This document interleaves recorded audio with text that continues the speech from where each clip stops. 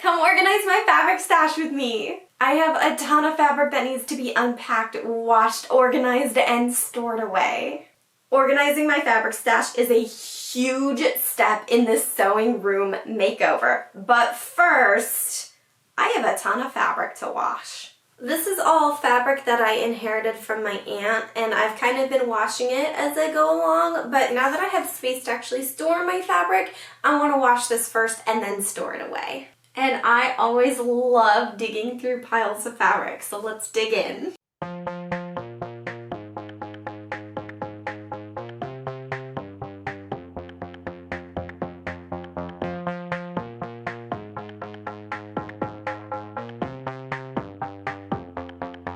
I have actually been looking for this box. This is not a box of unwashed fabric. This is all washed fabric that I had left over after making my quilt, and it has other stuff in here too, like my punch needle kit and an unfinished pair of pants I've been making for my husband, and scrap fabric and plastic boning. So there's a lot in here, but none of it needs to be washed.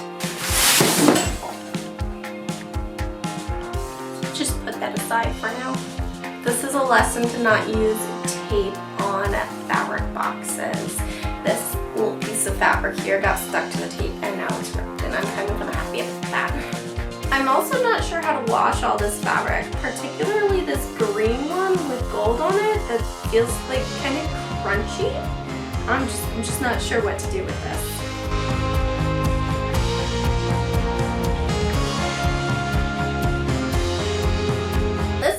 Like a Christmas stocking and a bunch of scrap fabric with some little gold beads.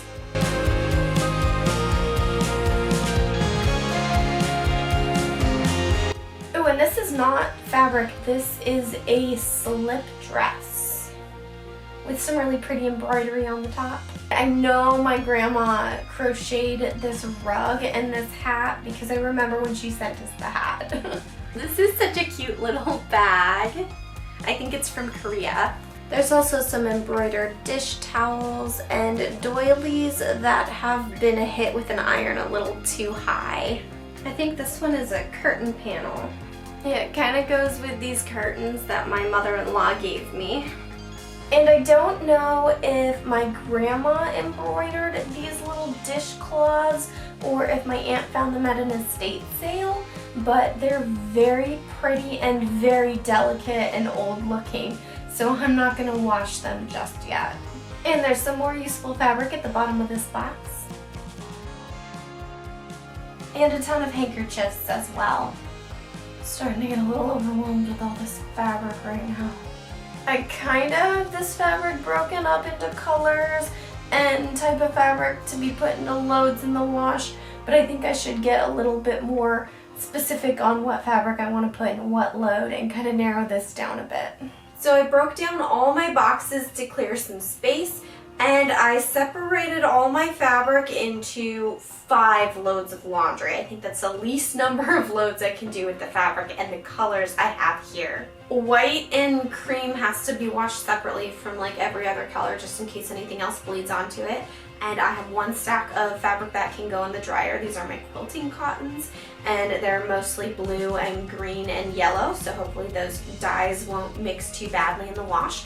I have also convinced myself that I can wash all my blue and green, and that means silver fabric together too, so hopefully those will come out okay. My largest load will be all this dark blue and black fabric, and I have a load of reds, burgundies, and purples, and I think I can wash that scrap fabric taffeta in like a garment bag with all of those, and I am washing the doilies with them as well because I want to use those doilies as decorative pieces. I don't need to bother washing this rug or the hat, and I can probably just throw these placemats in with some towels later, so I don't need to worry about washing those.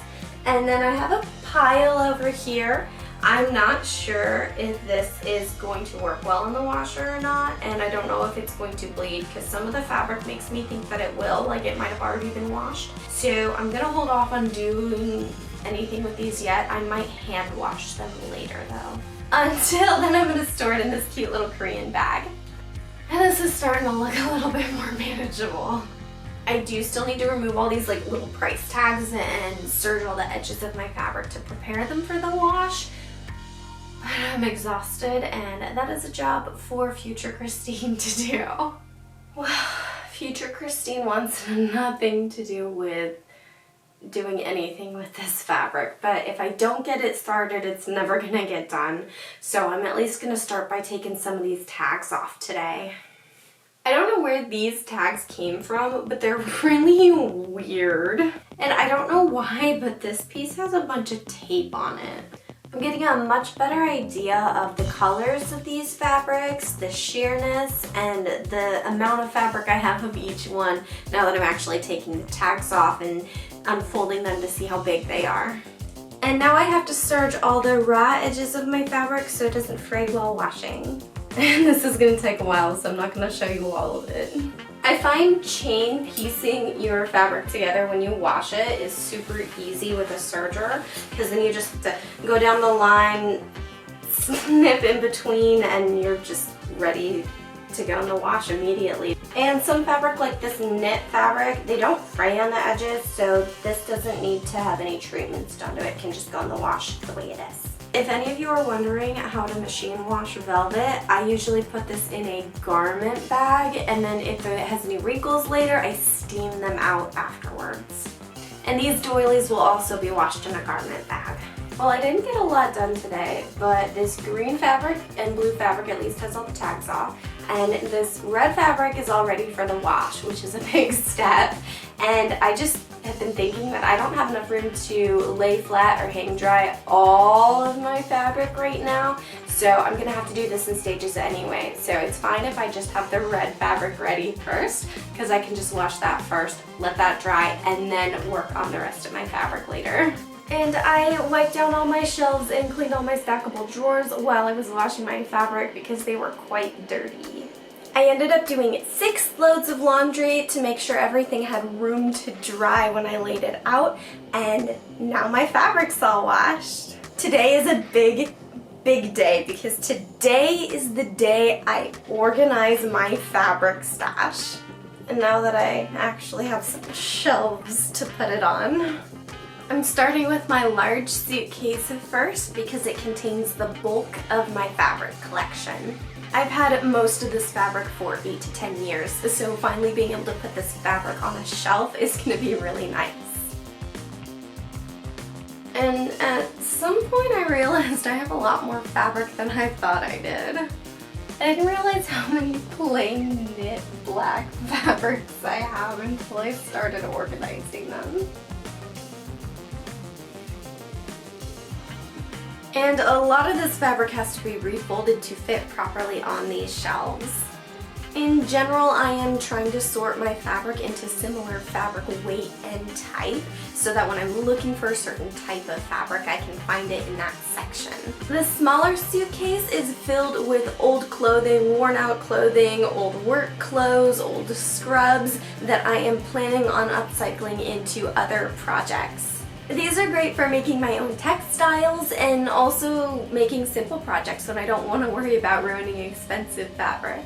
This top shelf might not look very organized, but that's just because it's a jumble of fabrics I already have projects planned for.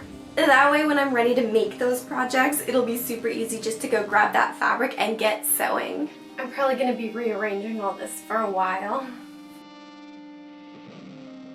These old bed sheets and pillow shams fit really well in this bag, so I'm going to leave them there.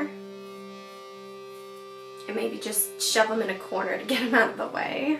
My more fine fabrics and the fabrics I inherited from my aunt, I am storing in my upcycled dresser. Part of the reason I went through all the effort to line these drawers with wallpaper was so I wouldn't have to worry about any of this fabric getting damaged because it's very precious to me. Always saving the best for last, let's unpack my fabric scraps. These transparent stackable drawers are perfect for storing fabric scraps because I can sort them into many different types of fabric and sizes of fabric and easily see into them to see what fabrics I want to use, what scraps I want to use. This is gonna make my scrap stash a lot more accessible than a plastic bag. Wow, that was quite exhausting, but it was well worth it, and after months, I finally feel like I have a sewing room here. And after storing fabric in suitcases for years, I can't tell you how nice it is to actually have shelves for my fabric. Now I can see all the pretty colors and feel the different textures, and I think it'll help my creative process more now that I can actually see my fabric. It's kind of like going to the fabric store. If you guys enjoyed seeing all of my beautiful fabrics today, hit that like button on this video and let me know down in the comments below if you have any other fun fabric organization tips or any other ways to store stash scrap fabric, because that can be a little bit tricky. And make sure you're subscribed to my channel so you can finish watching the sewing room makeover with me. Thank you guys so much for watching my video today. I can't wait for my next one. I'll see you guys then.